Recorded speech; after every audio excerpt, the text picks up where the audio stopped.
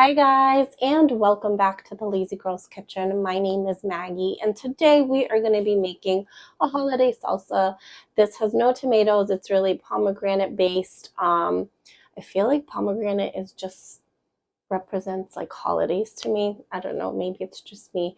But just the flavors of everything together, like the saltiness that you'll get from the chips, the tanginess you get from the pomegranate seeds, and then we add a little bit of honey for the sweetness.